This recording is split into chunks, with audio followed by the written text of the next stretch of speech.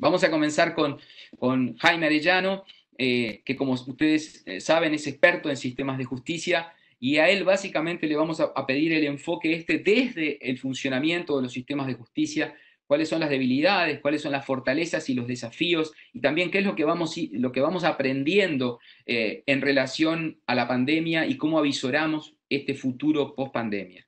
Adelante Jaime y nuevamente muchísimas gracias. Muchas gracias, Santiago. Como sabes, estoy conectado vía telefónica por unos problemas de internet acá en mi domicilio, que no me había fallado durante toda la pandemia y que esta noche alguien se acriminó en contra del cable. Espero que me escuchen. Voy a hablar lo más fuerte que pueda. Dime si me escuchan bien, Santiago, por favor. Te estamos escuchando bien, Jaime, sí. Perfecto, porque parece que no tengo imagen. Entonces, bueno, primero decir que para que se pueda garantizar acceso a justicia y hacer efectivos los derechos a la salud, es indispensable contar con información. Entonces, nunca hay que olvidarnos que los sistemas de justicia instalados para hacer efectivos los derechos no son útiles si la ciudadanía no tiene información e instrucción respecto a sus derechos, si no es capaz de aplicar esa información al caso concreto, y eso hay que ayudar a que eso ocurra, si no existen ahora sí los mecanismos de solución y que estos sean accesibles, pero además que estas personas, cualquiera de nosotros, pueda ejercer sus derechos utilizando esos mecanismos de solución. Y eso nos lleva también al problema a veces de la asistencia jurídica para que las personas puedan efectivamente ejercer sus derechos en los mecanismos solucionatorios de los conflictos. Y finalmente, y esto siempre se nos olvida o lo dejamos de lado, los mecanismos de solución no sirven de nada si aquello que resuelven no se ejecuta efectivamente. Es decir, si cuando hay un conflicto y hay una adjudicación, no se ejecuta la sentencia, o si cuando hay una solución amistosa mediante mediación, arbitraje, conciliación, el acuerdo al que arriban las partes o que sugiere el conciliador, luego no es materializado. De manera que en el tema de la información, y aunque pareciera raro que alguien que se dedica a los sistemas de justicia esté preocupado de la información, bueno, en este tipo de derechos es vital canales de información que se ajusten a las realidades de los tiempos presentes. Y eso significa, por ejemplo, Santiago, que cuando estamos difundiendo cuáles son los derechos de los ciudadanos y las ciudadanas a salud o a la salud, tenemos que empezar a utilizar los canales adecuados para las personas, para los sujetos titulares de esos derechos.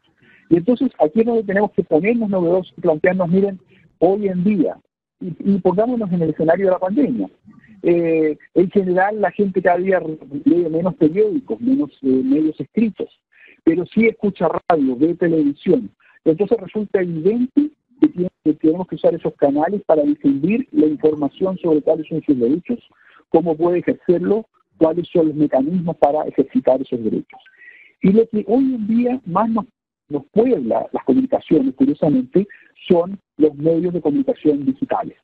Las redes sociales, YouTube, los podcasts, es decir, la radio más bien envasada en sistemas digitales, obviamente los portales web, y los medios escritos pero digitalizados, los medios digitales. Entonces ahí es donde hay que pensar también que podemos, por ejemplo, utilizar mecanismos digitales para que esta información esté a un link, a un enlace de distancia a la persona. Por ejemplo, asegurándonos de que cada vez que se desarrollan o se publican noticias sobre un hecho, por ejemplo, en materia de salud, qué sé yo, paciente recibe cuenta de $2 millones luego de un mes en el hospital, como decía una noticia, creo que ayer o anterior de Estados Unidos. Lo lógico sería que esa noticia pidiera salud, sus derechos, y que sus derechos fueran un link, que la persona cualquiera en su teléfono pudiera tocarlo y llevar a eso a una página o a un flyer digital de información sobre los derechos del paciente, los derechos del ciudadano, etcétera. Es decir, hay que buscar maneras de aprovechar la tecnología para difundir al máximo los derechos de las personas, insisto, y los mecanismos para utilizarlo. Ahora, ¿qué pasó durante la pandemia con los sistemas de justicia? Le voy a tratar de resumir muy rápido. Uno, bajaron las cortinas.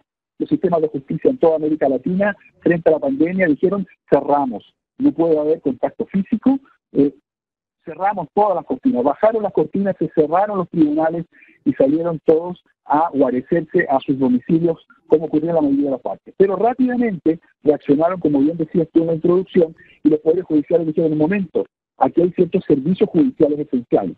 Y hago un paréntesis, porque solo las personas dedicadas a los sistemas de justicia en el inicio entendieron que la justicia fuera un servicio esencial. La mayoría de la decisión estatal apuntó a que lo esencial era salud, seguridad, las cadenas de abastecimiento alimentario, los servicios básicos, pero no se dijo desde el inicio que la justicia fuera servicio esencial. Tanto es así que en aquellos países donde se decretó cuáles eran los servicios esenciales, justicia no fue considerado dentro de ellos. Fueron las Cortes Supremas, los consejos de la magistratura los que dijeron, un momento, hay servicios judiciales esenciales que no podemos clausurar. En general, todos los relacionados con la libertad de las personas, resolver las prisiones preventivas, resolver medidas que pudieran liberar a las personas, y aquellos que, como bien tú decías, protegían a las personas en situación de vulnerabilidad o vulneración, mujeres, niños, adolescentes, etcétera. Eso fue lo que se retomó, lo que se mantuvo. ¿Y qué se hizo? En la mayoría de los países se declaró, y hago la diferencia, se declaró que estos servicios esenciales se prestaban o de manera presencial o en general mediante plataformas electrónicas. Digo se declaró, porque como ustedes saben, publicamos un reporte del estado de la justicia en América Latina bajo la pandemia y pudimos ver rápidamente que una cosa era lo que declaraban los estados y los sistemas de justicia y otra cosa era la realidad. Y nuestra red de alumnos de CEJA nos indicaba que muchas veces los países decían que estaban prestando servicios por vía de Internet, por vía de plataformas electrónicas, pero la realidad era que eso no estaba ocurriendo en todas las situaciones. O lo más complicado, y es lo que vamos a ver hace un momento, en el fondo había la tentación de decir, estamos haciendo cosas, por vía, por ejemplo, de audiencias electrónicas, estamos haciendo juicios orales, virtuales incluso, estoy hablando de juicios penales, por ejemplo, pero había un problema fundamental. Se estaba violando en muchos casos las normas del debido proceso. Es decir, en un sistema que tiene que desarrollar actividad jurisdiccional en plataformas electrónicas y que conste que yo soy partidario de poder hacer eso todo lo que sea viable, tenemos que obviamente cautelar las garantías y estándares fundamentales de los sistemas de justicia, pero también de los procesos o de los...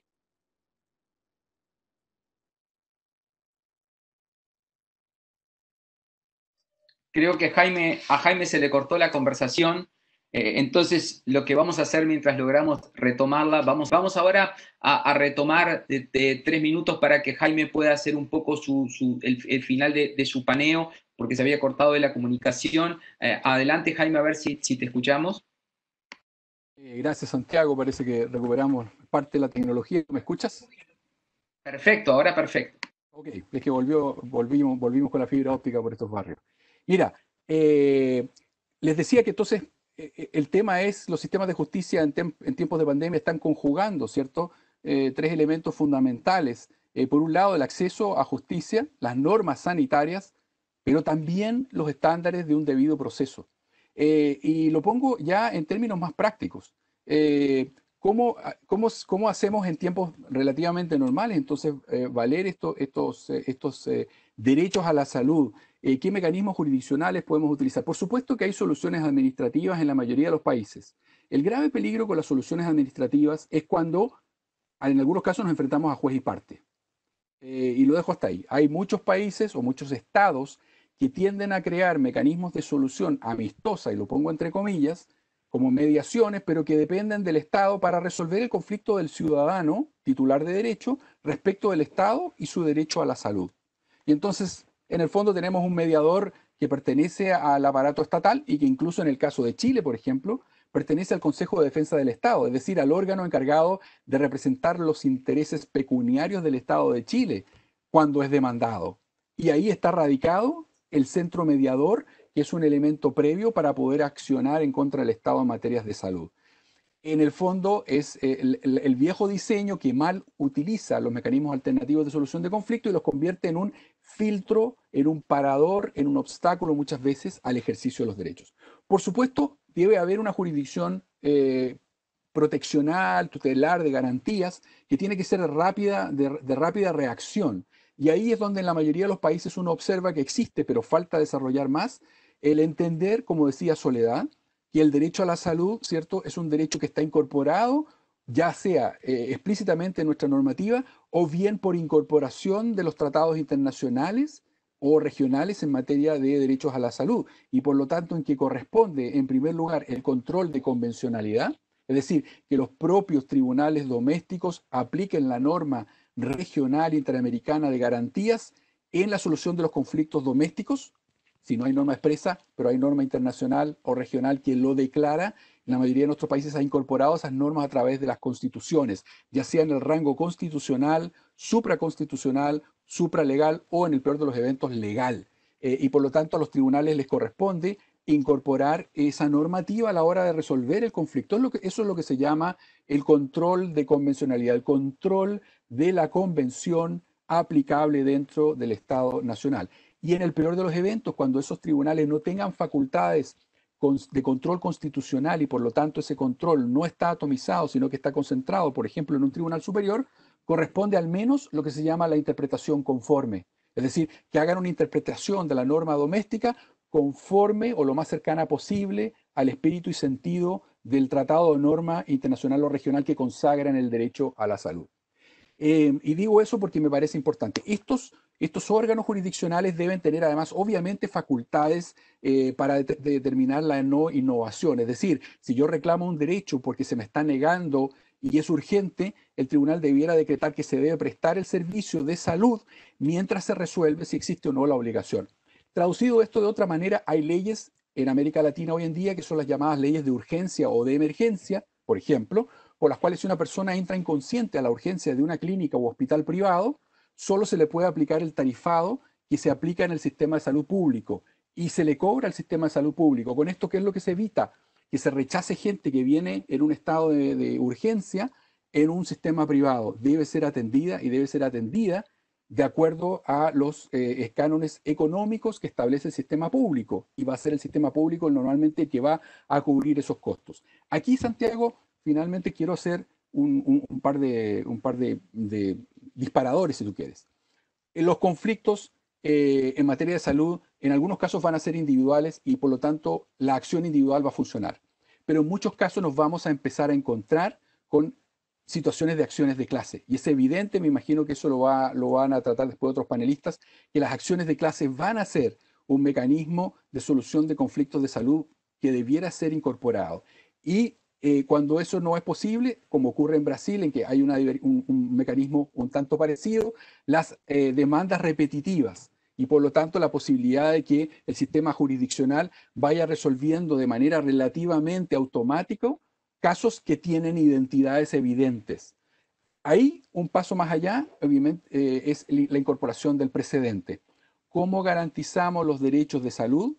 Necesitamos tribunales que entiendan en qué consiste el derecho a la salud garantido por tratados internacionales y lo incorporen a sus soluciones domésticas. Necesitamos que estos tribunales ojalá permitan el ejercicio colectivo de acciones cuando éstas no se justifiquen individualmente. Necesitamos que estos tribunales resuelvan de manera uniforme casos semejantes para que haya previsibilidad en la solución de los conflictos cuando estos derechos son ejercidos.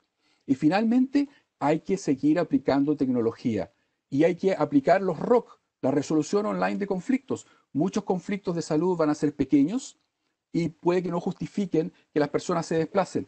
Las plataformas electrónicas permiten hoy en día generar sistemas de negociación directa, mediación e incluso solución adjudicativa en una plataforma electrónica a través de mi teléfono. Permiten que la persona no se desplace, no pueda saltarse o brincarse las barreras de acceso y generamos, por lo tanto, insisto, mecanismos y un ambiente solucionador, cautelador y declarativo de los derechos de salud de las personas. Muchísimas gracias, Jaime.